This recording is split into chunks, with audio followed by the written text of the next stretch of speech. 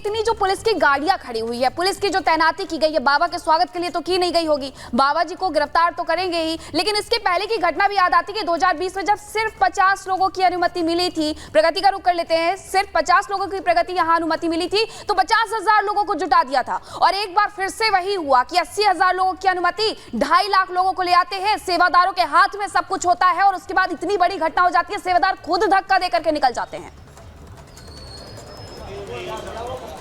बिल्कुल मीनाक्षी, 2022 की वो घटना है जहां पर कानून की धज्जियां उड़ाई गई थी और एक बार फिर से मामला, और वो भी इतने बड़े स्तर पर देखने को मिल रहा है। मैं जिला अस्पताल में मौजूद हूं। सबसे पहले संतोष, तस्वीरें आप दिखाइएगा।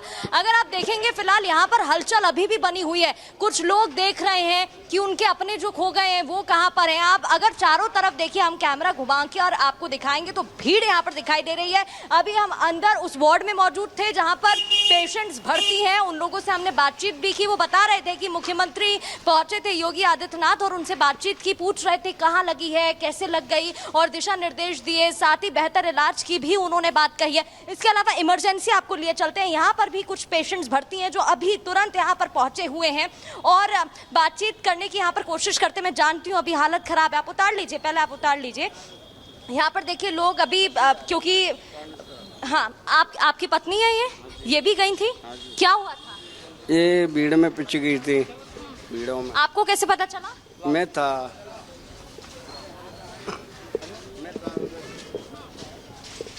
नीचे ले आ भैया।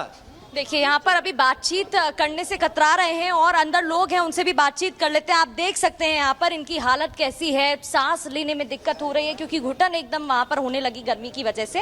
अंदर संतोष लिए चलते हैं, हम अंदर की तस्वीरें भी दिखा देते हैं क्योंकि यहाँ पर देखिए उनकी हालत खराब है और सुबह से क्योंकि लोग बातचीत के लिए यहाँ पर पहुँच रहे हैं इसलिए अब वो कतरा रहे हैं कुछ बोलने से।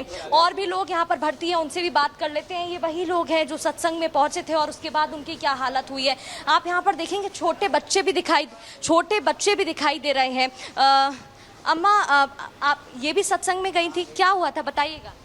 मेरे को नहीं पता, उन तो लेना, आप मेरे को नहीं पता। अच्छा, डॉक्टर्स यहाँ पर मौजूद हैं, उनसे बातचीत कर लेते हैं, जानते हैं। सर बताइएगा, कितने लोग सुबह से आ चुके हैं, किस तरीके से इलाज किया जा रहा है? अच्छा इलाज हो रहा है और पेशेंट भी अच्छे खासे आए हैं, कम से कम 60-70 के आसपास तो डेड बॉडी भी आ चुके हैं यहाँ पे। और मैम से बात कर लीजिए। मैम से बात कर लेते हैं यहाँ पर क्योंकि सीनियर्स भी हैं, अंदर हैं, उनसे बात कर लेते हैं। सर भी हैं, पहले सर का रुख कर लेते हैं। यहाँ पर देखिए हम आपको तस्वीरें दिखा रहे हैं। 121 लोगों की मौत की अब तक पुष्टि हुई है। सर थोड़ा सा समय मैं लूँगी, आप बता पाएंगे कितने लोगों की अभी तक भर्ती हुई है? मैं देख रही हूँ एक के बाद एक पेशेंट्स आ रहे हैं।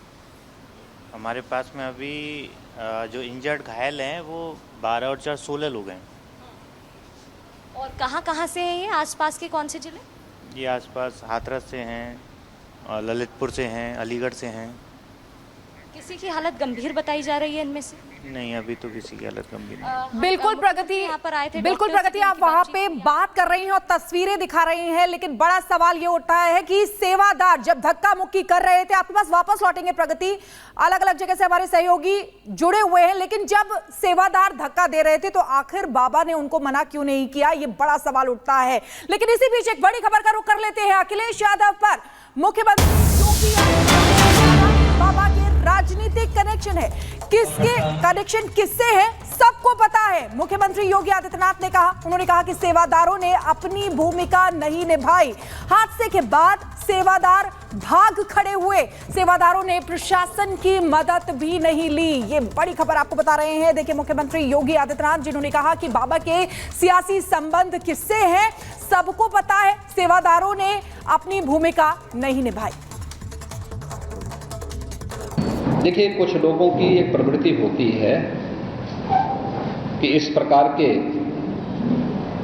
दुखद और दर्दनाक घटनाओं में भी वे राजनीति ढूंढते हैं और ऐसे लोगों की एक फितरत है कि चोरी भी और सीना चोरी भी। यह हर व्यक्ति जानता है कि सज्जन के फोटो किसके साथ में है, उनके राजनीतिक संबंध किन के साथ जुड़े हुए हैं। तो स्वाभाविक रूप से आप लोगों ने इस बात को देखा होगा कि पिछले दिनों रैलियों के दौरान इस प्रकार की भगदड़ कहां मचती थी और कौन इसके पीछे थे। और मुझे लगता है उसकी तह में जाना आवश्यक है। जो लोग निर्दोष लोगों के जीवन के साथ खिलवाड़ करते हैं और उनकी जवाबदेही भी इसके साथ तय होगी।